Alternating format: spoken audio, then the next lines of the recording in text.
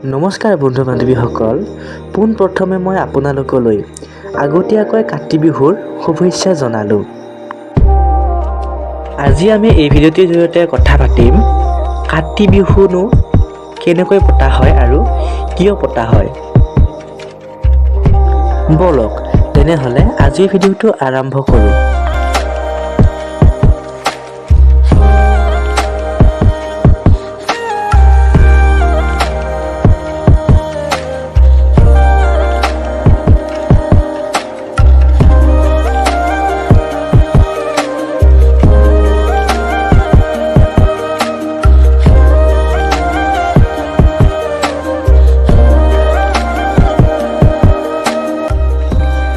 কাতি বিহু বা কঙালী বিহু অসমৰ জাতীয় উৎসৱ বিহু তিনিটাৰ অন্যতম। আহিন আৰু কাতি মাহৰ সংক্ৰান্তিৰ দিনা কাতি বিহু পালন কৰা হয়।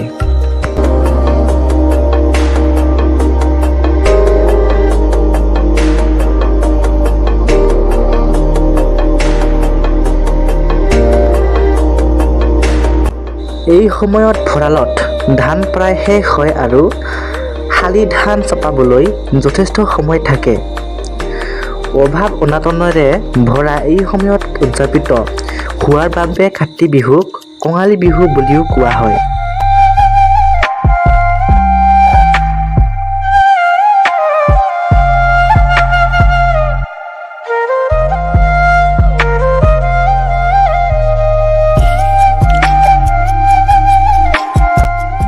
কাতি বিহুত অসমৰ মানুহে ঘৰে ঘৰে তুলসীৰ পুলি ৰুই গধূলি তাৰ গুৰিত চাকি জ্বলাই নাম গায়। ইয়াৰ লগতে ঘৰৰ চোতালৰ চাৰিওফালে আৰু খেতিপথাৰত শস্যৰ মংগলৰ কামনা কৰি লখিমী আদৰিবলৈ চাকি জ্বলায়।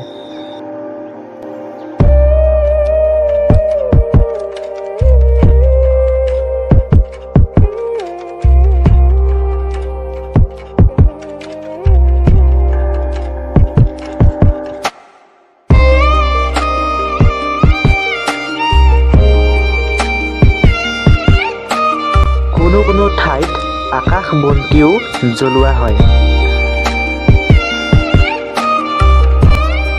কঙালী বিহুত উলহ মালহ আৰু ভোগ প্ৰাচুৰ্য বেছিকৈ নাথাকে। কিন্তু কঙালী বিহু বুলিলে এই বিহুটি তাৎপৰ্যহীন নহয়।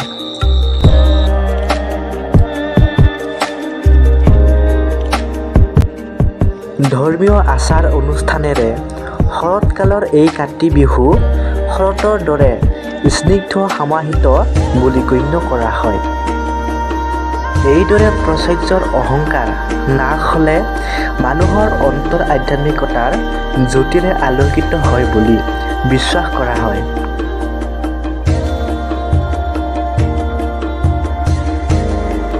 বন্ধু বান্ধৱীসকল, আজিৰ ভিডিঅ'টো ইমানেই আছিল। যদি এই ভিডিঅ'টো চাই ভাল লাগিল তেনেহ'লে লাইক, কমেণ্ট, শ্বেয়াৰ আৰু ছাবস্ক্ৰাইব কৰিবলৈ নাপাহৰিব। অন্য এটা নতুন ভিডিঅ'ত লগ পোৱাৰ প্ৰতিশ্ৰুতিৰে আজিলৈ আপোনালোকৰ পৰা বিদায় মাগিছোঁ। ধন্যবাদ।